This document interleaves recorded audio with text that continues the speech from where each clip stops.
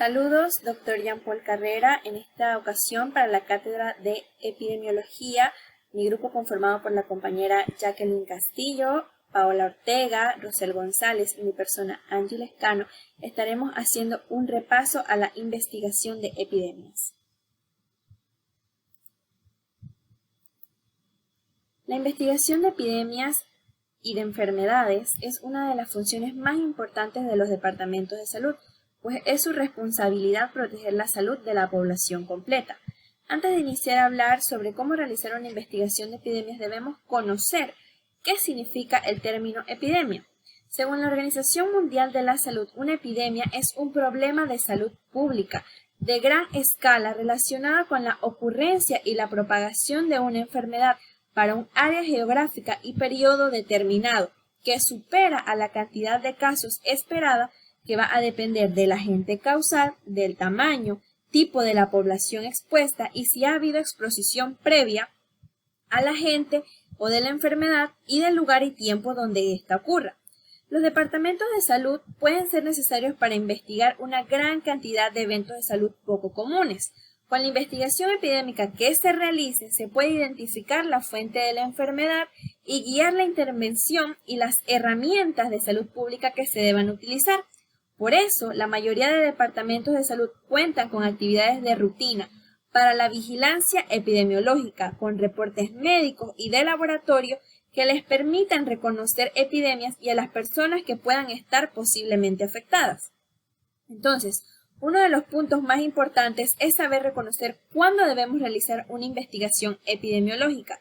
Se debe realizar una investigación epidemiológica en casos de que una enfermedad sea prioritaria dentro de las listas del sistema de salud, si una enfermedad excede su ocurrencia usual, si la enfermedad parece tener una fuente común, por ejemplo, las enfermedades transmisibles por agua o por alimento, si la enfermedad parece tener una severidad mayor que la usual o si la enfermedad es nueva o emergente en el área en cuestión. En la siguiente diapositiva vamos a poder observar por qué es necesario investigar. Las investigaciones de epidemias brindan muchísimas oportunidades para los departamentos de salud. Por ejemplo, encontramos que nos permiten clasificar un problema de salud, dan la oportunidad de entrenamiento para los colaboradores de los departamentos de salud en cuanto a métodos de investigación en salud pública y respuesta de emergencia, que son esenciales para identificar enfermedades emergentes, enfermedades reemergentes o eventos de bioterrorismo. También pueden generar nuevos conocimientos de una enfermedad, como lo estaremos viendo más adelante en el caso de Snow y el cólera. Y finalmente, una investigación epidemiológica nos permite identificar factores de riesgo asociados con una infección, como ocurrió con el caso de la investigación epidemiológica de la Escherichia coli y el serotipo O157H7, que se asoció al consumo de hamburguesas mal cocidas y al consumo de jugo de manzana no pasteurizado. Con la investigación se evitó que más personas consumieran estos alimentos y así se redujo el riesgo de contraer una enfermedad. Al momento de decidir realizar una investigación epidemiológica, encontramos ciertos factores importantes que debemos tener en cuenta. Uno de ellos son las limitaciones de recursos financieros. Recordemos que realizar una investigación epidemiológica requiere invertir en equipos o movilización de la población afectada, es decir, que usualmente este tipo de investigación tiene costos altos, pero la relación costo-beneficio al final lo justifica, pues prevenir la enfermedad también reduce los costes médicos. Otro factor a mencionar es la falta de personal experto dentro del Departamento de Salud, pues la investigación epidemiológica requiere demasiada dedicación. El tercero sería la presión política, pues los dirigentes pueden solicitar acción en cuanto a salud pública, generalmente porque los ciudadanos preocupados o los medios de comunicación lo están exigiendo. Finalmente, existen otros factores científicos y de salud pública, por ejemplo, qué tan seria es la enfermedad, qué tan probable es que la epidemia continúe y si se conoce suficiente acerca de la enfermedad. Lastimosamente, la decisión de investigar una epidemia requiere de decisiones rápidas y estas se toman con información bastante limitada, lo cual no permite contemplar a cabalidad y de forma profunda estos factores. ¿Cuáles son los pasos de investigación de una epidemia? Una vez una epidemia ha sido identificada, existen varios pasos claves para lo que es la ejecución sistemática de una investigación de epidemias.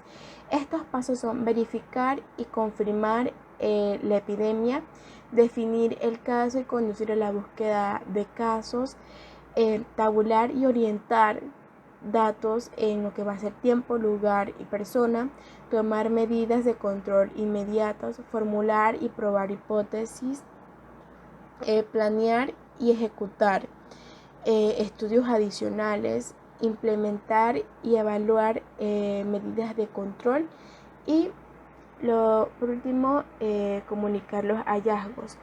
Si bien estos datos están enumerados, ellos ocurren de manera simultánea o pueden repetirse a medida que se recibe una nueva información. La investigación de epidemias puede ser dividida en una fase preliminar, en una fase de estudio analítico y en una fase de control y seguimiento. Durante la fase preliminar, el personal del Departamento de Salud debe convertirse rápidamente en expertos instantáneos de la enfermedad. Es decir, deben ir aprendiendo tanto como sea posible todo acerca de la enfermedad, desde sus síntomas, sus posibles causas y vías de transmisión. El primer paso esencial para una investigación de una epidemia es confirmar la existencia de una epidemia. Es por ello que la revisión de datos de sistemas de vigilancia existentes pueden ser usados para este propósito. Es importante la confirmación del diagnóstico por laboratorio, especialmente si el patógeno es nuevo o inusual. Sin la confirmación, la situación puede convertirse en lo que es una falsa epidemia. La preparación del campo debe empezar una vez se haya tomado la decisión de investigar. Esto incluye montar un grupo multidisciplinario de investigación epidémica y reunir un equipo y suministros necesarios para la recolección de muestras tanto clínicas como ambientales. Para este tipo de grupos multidisciplinarios se pueden requerir expertos de las áreas de medicina clínica, epidemiología, salud ambiental y microbiología. El equipo de investigación debe crear una definición de casos y empezar a identificar casos que pueden estar asociados con la epidemia. Es por ello que durante esta fase la información recolectada de historias médicas o entrevistas a los pacientes debe ser organizada en forma de listados lineales de casos y resumidos de acuerdo al tiempo, persona y el lugar. Con respecto a la fase analítica, mediante la revisión literal de la literatura, el equipo investigativo debe más que nada desarrollar hipótesis de trabajo con respecto a lo que son las causas de la epidemia. El conocimiento de epidemias anteriores y un entendimiento de la microbiología del patógeno nos puede proveer de claves útiles. Las entrevistas abiertas con varios pacientes pueden dar ideas adicionales acerca de la causa de la epidemia. Probar las listas de hipótesis incluye la conducción de datos, estudios analíticos, tales como estudios de 40 retrospectivos, de corte retrospectivo, estudios de casos y controles. La fase y control de seguimiento. En la fase y control de seguimiento se deben tomar medidas de control para prevenir más enfermedades y futuras epidemias. En esta etapa envuelve el trabajo con reguladores gubernamentales, las industrias y los educadores en salud. Se debe instituir un mecanismo para evaluar el éxito de la intervención a corto y largo plazo. La comunicación entre los miembros del equipo y la comunidad es crucial para el éxito de una investigación de epidemia, porque se deben preparar mensajes de promoción para el público en general. Y aquí juega un papel importante los medios de comunicación porque pueden ser útiles para presentar información al público en general. Snow en cólera. La epidemiología moderna de las enfermedades infecciosas se originó a través de la investigación realizada por el Dr. John Snow en la epidemia de cólera ocurrida en Londres del año 1854. Con el seguimiento de los pasos de investigación de epidemias, el Dr. Snow pudo determinar que la epidemia de cólera estaba originada por la contaminación fecal del abastecimiento de agua. A continuación se muestran los pasos de investigación en epidemias junto con las experiencias vividas por el Dr. Snow durante la epidemia de cólera. Paso número 1. Verificar el diagnóstico y confirmar la epidemia. El cólera es una enfermedad diarreica aguda que en muchos casos puede ser leve o sintomática. Sin embargo, en otros puede ser severa y mortal. El cólera se caracteriza por diarreas acuosas abundantes, vómitos y calambres en las piernas. La pérdida rápida de líquidos lleva a estados de deshidratación y de shock, que de no ser tratados a tiempo puede ocurrir la muerte en las horas próximas a la misma. La etiología microbiológica del cólera, el virus cólera, era desconocido para Snow durante esta época, y Snow refirió que la epidemia más terrible de cólera que ha existido en este reino es probablemente la que tomó lugar en la calle Broad y Golden Square. En 250 yardas desde el lugar donde la calle Cambridge se une con la calle Broad, en 10 días hubo más de 500 ataques fatales por cólera. Paso número 2. Definir un caso y conducir la búsqueda de casos. Un caso con determinadas características fue definido y el Dr. Snow condujo la búsqueda de casos a través de registros, con ayuda de practicantes médicos y también en vecindarios aledaños al Golden Square. El Dr. Snow en la Oficina de Registro General solicitó una lista de muertes por cólera hasta el día 2 de septiembre, es decir, durante esa semana, donde se registraron 89 muertes por cólera. 4 muertes se registraron durante los primeros días de la semana, 6 muertes se registraron el jueves y las 79 muertes restantes se registraron entre el viernes y el sábado de esa misma semana. 3. Tabular y orientar datos en tiempo, lugar y persona. Primero, el Dr. Snow creó un listado lineal de los pacientes y referenció ese listado en un mapa, donde se encontró que casi todas las muertes habían tomado lugar a una distancia corta de la bomba de agua situada en la calle Broad. Como vemos en la figura 1, donde se aprecian las muertes por cólera en el sector de Golden Square en Londres en 1854, la curva epidémica arroja que esta cólera pudo haber sido de origen puntual, es decir, que la exposición fue simultánea. Además de todos estos casos aledaños, también ocurrieron otros casos que eran más lejanos, en donde el Dr. Snow observó 10 de estos casos. 5 de estos casos se deben a familias que preferían beber el agua de la bomba de la calle Broad. Otros 3 casos eran de niños que asistían a escuelas cercanas a la calle Broad. Y otros 2 casos eran casos respectivos de la época. 4. Tomar medidas de control inmediatas. Snow, al sospechar de la bomba de agua de la calle Broad, procedió de inmediato a remover la palanca para evitar posibles casos. Formular y probar hipótesis. Bueno, en este punto Snow estaba más que seguro que los casos se debían al hecho de beber agua del pozo de Broad Street, pero luego se encontró evidencia adicional de un grupo de personas enfermas que no fueron expuestas a dicho pozo. Claramente esto provocó cierta duda en él, por ende empezó a buscar algún lugar donde posiblemente se estuviera usando esta agua contaminada y sin ir tan lejos se percató que cerca de la fuente había una cervecería. Fue a hablar con el jefe, el señor Huggins, si no me equivoco, y él informó que había más de 60 trabajadores empleados en la cervecería y que ninguno de ellos había sufrido de cólera, al menos en una forma severa, que solo 2 habían estado indispuestos y que no era nada serio en el momento en que la enfermedad prevaleció.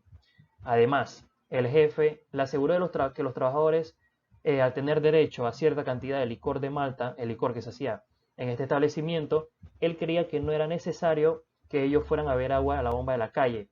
De la misma manera, el jefe le explicó al doctor Snow que no había que tener ningún recelo con el agua que se utilizaba para hacer este licor ya que esta había sido extraída de un pozo que se encontraba dentro de la cervecería con una reserva de agua del New River, que era un centro fluvial artificial que abastecía Londres con agua potable en aquel entonces. Al final del día, basándose en la evidencia provista por los cerveceros, por la cervecería en sí, Snow concluyó que no había ocurrido un incremento de cólera particular distinto en este lugar, en este sitio de Londres o debido a este sitio, y que cada una de las personas que hasta el momento habían sido infectadas habían tenido alguna exposición directa o indirectamente con el agua de la fuente de Broad Street. Planear y ejecutar estudios adicionales. Bueno, en este otro punto se puede destacar aquel momento en que el doctor Snow tenía la máxima sospecha de una compañía abastecedora de agua, la cual en aquel entonces se llamaba la Software and Bowsol Company. Claramente, para llegar a obtener conclusiones verídicas tenía que hacer algunos estudios, por lo que comparó lo que es la tasa de mortalidad por cólera, que es el número de muertes por cólera por cada 10.000 familias. Esto lo hizo entre dos compañías proveedoras de agua en un solo sitio geográfico al sur del río Thames. El experimento fue a gran escala, no menos de 300.000 personas de ambos sexos, de todas las edades y ocupaciones, de todos los rangos, de todos los puestos, desde los más gentiles hasta los más pobres. Fueron divididos en dos grupos sin alternativa alguna y en la mayoría de los casos sin conocimiento alguno. Un grupo siendo abastecidos por agua que contenían las aguas prácticamente residuales de todo Londres y que podían haber tenido cualquier cosa de personas que hayan tenido cólera, y el otro grupo teniendo agua completamente limpia. El estudio resultante implicó a la compañía The Software and Bowsol Company, que había extraído su agua de la parte más baja del río Thames, la cual era conocida por su fuerte contaminación de aguas residuales, y el rango de proporción indicó que, comparando con las compañías abastecedoras de aguas en el resto de Londres, como podemos observar en la tabla número 2, los clientes de Software and Bowsol Company tuvieron casi 6 veces más probabilidades de morir por cólera que el resto de Londres, que la población general, y que los clientes de Lambeth tuvieron menos probabilidades de morir por cólera que el resto de Londres. Implementar y evaluar las medidas de control. Bueno, Snow, al final de su tratado llamado On the Mode of the Communication of Cholera, hizo alrededor de 12 recomendaciones para prevenir lo que son enfermedades. Entre estas recomendaciones se incluían la prevención de transmisión por practicantes médicos, el aislamiento de pacientes con algún tipo de enfermedades, tratamiento a los suministros de aguas, fuente de agua sugeridas para Londres, en el caso de lo que es el cólera, eliminación de desechos humanos y la cuarentena de personas con sospecha de haber contraído alguna enfermedad en países extranjeros. Comunicar hallazgos. Bueno, Snow en este punto fue bastante claro, ya que compartió sus hallazgos con miembros de la profesión médica y oficiales gubernamentales en el Parlamento de Londres. Además, después que el registrador general de Londres admitió la investigación de los efectos del agua por parte del Dr. John Snow, hubo artículos en casi todos los periódicos y revistas médicas como The Lancet, The British Medical Journal, The Medical Times and Gazette, que estuvieron bastante de acuerdo, en promover completamente la influencia del agua en la mortalidad del cólera. A manera de conclusión, podemos mencionar que Snow condujo una investigación sistemática para determinar la forma de transmisión del cólera, aún antes de que la teoría de gérmenes fuera firmemente establecida. Su modelo histórico de investigación nos sirve como modelo de investigación epidemiológica de campo. Además, nos brinda como estudiantes de medicina las bases para un pensamiento crítico que debemos mantener a lo largo de nuestra vida y acción en salud pública para el tiempo presente. Esta corresponde a la bibliografía que utilizamos para la grabación de este video y la realización de las diapositivas. Muchas gracias.